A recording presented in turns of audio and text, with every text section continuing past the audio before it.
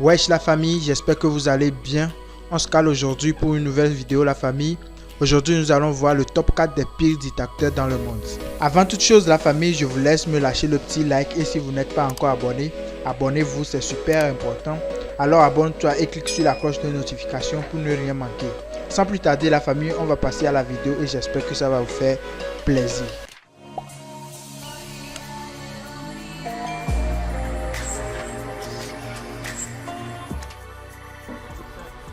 L'invasion russe de l'Ukraine a choqué le monde et a ramené l'attention sur les régimes autoritaires, y compris ceux dirigés par des dictateurs passés ou présents.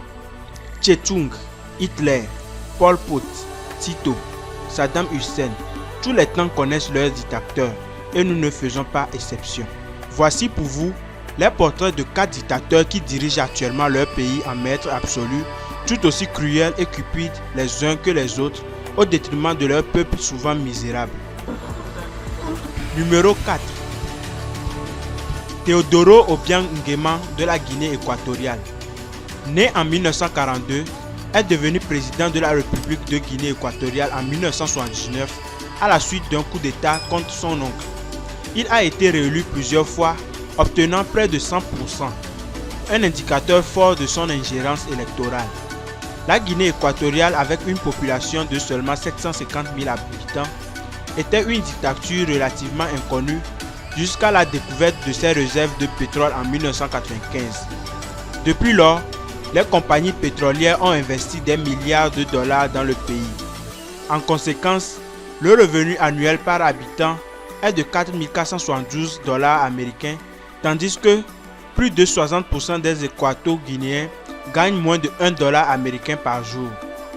L'argent du pétrole est donc allé directement au président Obiang, qui a déclaré qu'il n'y avait pas de pauvreté en Guinée et que les gens étaient pour la plupart habitués à vivre différemment. Obiang est l'un des chefs d'État les plus riches du monde, avec une fortune estimée à 600 millions de dollars selon le magazine Forbes. Il est également aujourd'hui le plus ancien président encore en fonction au monde après 43 ans de mandat.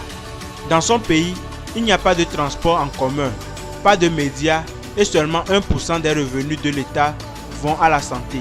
Lorsqu'on lui a demandé pourquoi il gardait autant d'argent du pays pour lui-même, Obiang a expliqué que cela aidait à éviter la corruption. La radio nationale a rapporté que le président Obiang était en contact permanent avec le Tout-Puissant et pouvait donc tuer sans répondre à personne et sans aller en affaires. LOL. Numéro 3. Isaias Afewerki, président de l'Érythrée.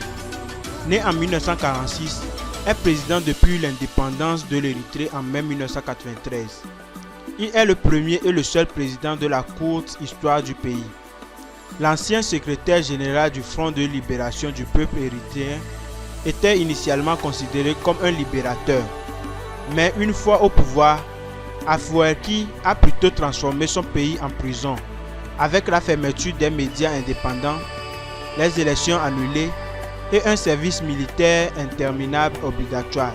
Les informations diplomatiques divulguées par Wikileaks en décembre 2010 brossent un tableau désagréable du gouvernement Afewerki. Les jeunes érythréens fuient leur pays, l'économie décline, les prisons sont surpeuplées et le dictateur reste cruel et méfiant. Le pays est-il au bord du gouffre? S'interrogeait à l'époque l'ambassadeur américain Ronald McMullan. Plus de la moitié de la population souffre de malnutrition, ce qui n'a pas empêché le pays de rejeter l'aide alimentaire étrangère, car, comme l'a déclaré l'ambassadeur érythréen aux médias, l'aide alimentaire étrangère diabolise notre peuple et le rend paresseux. Dans un rapport publié en 2013, Amnesty International a dénombré plus de 10 000 prisonniers politiques en Érythrée qui ont été arbitrairement arrêtés et détenus sans procès dans des conditions difficiles. Le gouvernement Afewerki accusé d'autoritarisme. Numéro 2. Bachar al-Assad, président de la Syrie. Né en 1965, est président de la Syrie depuis l'an 2000. Il a succédé à son père qui a dirigé le pays pendant 30 ans. Il a été décrit comme un tyran prétentieux qui a essayé d'une manière ou d'une autre de se glisser dans les chaussures de son père qui étaient trop grandes pour lui. Assad a dépensé des sommes énormes dans des pays comme le Liban et l'Irak, ignorant les besoins de sa population. Les États-Unis et Israël ont accusé Assad de soutenir des factions terroristes telles que le Hezbollah, le Hamas et le Djihad islamique. Lorsque le printemps arabe a éclaté en Syrie en 2011, Assad a répondu par des répressions policières et militaires. La violence a donné naissance à l'armée syrienne libre, composée d'opposants et de déserteurs. Assad a été accusé d'avoir utilisé à plusieurs reprises des armes chimiques contre des opposants à son régime. Numéro 1. Kim Jong-un de la Corée du Nord. Né vers 1983, Kim Jong-un est le plus jeune dictateur vivant. Il est au pouvoir depuis la mort de son père en 2011. Son père a appauvri le peuple nord-coréen, a permis à la famine de se propager et a emprisonné des centaines de milliers de personnes. Il y en a encore environ 200 000 aujourd'hui, tout en dépensant des ressources pour le programme nucléaire du pays. Kim Jong-un continue joyeusement sur les traces de son père dirigeant le pays avec un culte extrême de la personnalité. La Corée du Nord est aujourd'hui le pays le plus totalitaire et isolationniste du monde. Ces violations des droits humains sont difficiles à cerner car le gouvernement de Kim Jong-un réprime violemment tous les médias du pays. Sans liberté d'expression, de religion ou de voyage dans le pays le plus homogène du monde, sur le plan racial, les droits des minorités n'existent pas. Depuis septembre 2010, Kim Jong-un serait responsable de la mort d'au moins 31 officiers et fonctionnaires.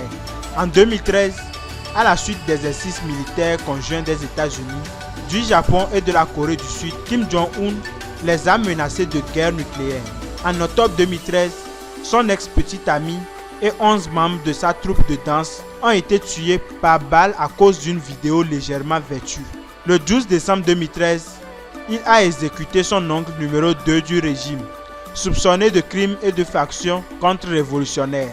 Le régime nord-coréen a non seulement puni le dissident, mais a également condamné toute sa famille, parents, grands-parents, enfants, qui ont tous été envoyés dans des champs de travail.